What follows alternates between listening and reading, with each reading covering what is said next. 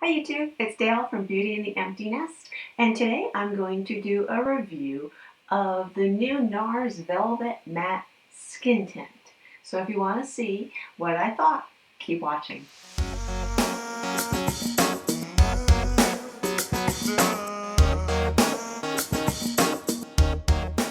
Okay, so I got this about a week ago and I've been so excited about trying it out.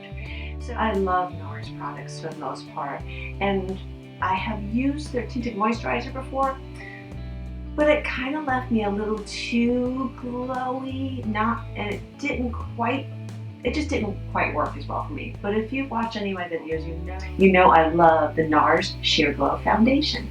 So when I saw this and saw that it also had an SPF of 30 in it, I was right on board, so excited and ready to try. So I have had it, as I said, for a week, and I have been playing with it to see how I liked it, how it worked, and all those other kind of things so I could share it with you and make my final decisions on it too. So this is supposed to be more of a matte finish.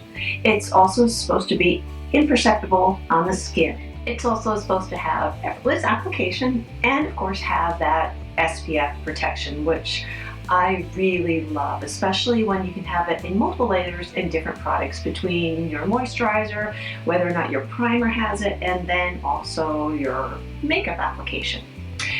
So it comes in this little tube. Of course, it comes in a bigger box. It comes in this tube, and I got this in Light 3 of Groenland. I'm probably totally mispronouncing that, but it was Light 3, which corresponded with what I also had in the tinted moisturizer. So Light 3, usually I'm like medium, light, medium, but this one I know had worked better.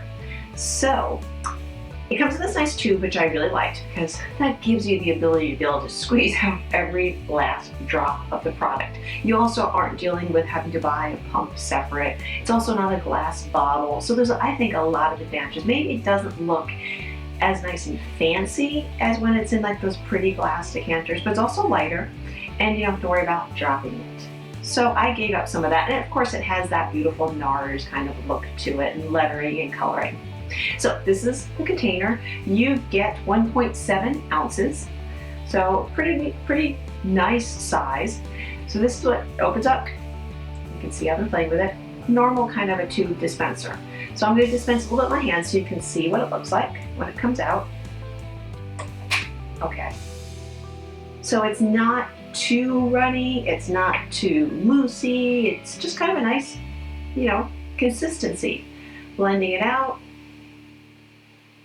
And it feels kind of cooling going on the skin, so I'm not sure if that's something in it or if it's just what it is. So there it is blended out. It really does seem to blend quite well. It's kind of still on my fingertips there.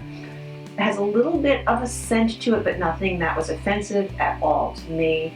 So you can see it blended out quite nicely, and you can already see instantly that it really does have that satin matte kind of finish to it.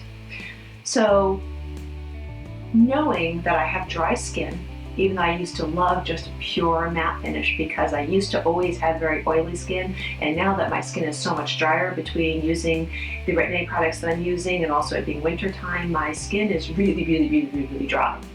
So you might be thinking, oh, why would you want a matte finish on this product, on a foundation, to put on top of dry skin? But I love Nars product, and I thought I want the matte finish, but I don't want a dry finish. So it goes on, and I was actually very happy with the application when I did it to my hand there. That was I really like that, because then you can always build up and put a glow or radiance wherever you want to on your face. So I was really happy with that. The color seemed to be quite well. I always like to test the color now more on, not even on my neck, definitely not on my face, but down more on my chest. It seemed to work quite well. So I was very excited before the first time I actually applied it. I mean, very excited. Actually, I got it. I washed my face off even though it was the middle of the day, put it on to start playing with it. So, goes on really nicely, as you can see on my hand. I will insert a video, a demo of me applying it, and you'll see that I applied it both with a beauty blender and with a brush. And this time I used the Real Techniques buffing brush because that has become one of my favorite brushes for applying any kind of a liquid foundation. It really, something about the way the bristles are soft but still distribute the product so nicely, Really like that. So Beauty Blender, which you know I already love, and the brush. So application, you'll be able to see in the video swatch there. It goes on and it starts blending. However, it starts looking a little funny on my skin as I'm applying it, both with the Beauty Blender and with the brush. It seems to just sit on top of my skin, which it did not do. I mean, it blended so nicely on my hand, but not on my skin. And all the reviews that I've been reading of this product has been that it just blends in, melts in with your skin, and just looks like your skin. This was not happening with me. So I thought, okay, it must be something I have with my moisturizers or primers, so I tried so many different things. I tried no primer, still got the same thing. I tried my Benefit Professionals. I still had a tiny bit left of that. Now that was also kind of a drying there. Switched over to try a couple different of my more hydrating primers, such as the Marc Jacobs Coconut one. I actually have that one for a little sample I've been playing around with, and that's actually the one I used today and the one you're seeing in the video that I have on my skin. I also went to my Too Faced, the hydrating, the RX one. I'm getting the same kind of results. I'm getting to where it just seems to sit on my skin. And then the minute it gets to any drier areas, it looks like makeup on my skin, which this is supposed to be a skin tint, and I was thinking this was going to be more like a tinted moisturizer type impact. That's just not working with my skin and its application. My initial hopes when I started applying it was that, sometimes over time, give it 10-15 minutes, or then after you put your final effects on and you put any kind of finishing spray on, that it just starts working and gelling. It didn't happen. It still kept just looking like foundation on my skin, and it's not really a foundation, but you could still see it sitting on my skin. I have it on today.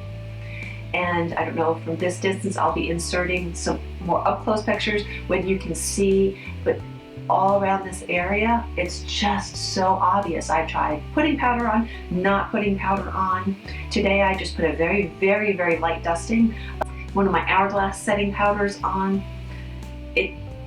It's really the product that is just sitting on my skin and not going in and not blending in. I also tried applying with my fingers too, thinking maybe the heat from the product. Same kind of thing, blending it and also trying patting it. I've seen wonderful reviews so far of this product, but for my dry skin, or maybe my more mature skin also, it's just not having that wonderful marriage and fusion with my skin. It looks like I have something on top of my skin. The coverage is nice. It's just more of a medium kind of coverage. It certainly did not cover everything. One of the days I had a little red bump right here and I could not get it to cover it all. It was red. I had to go in with concealer, which is okay, but it just did not even take away the redness from it to where it was a little less noticeable. But if it blended more in with my skin, I would be fine with that coverage, because sometimes that's really nice.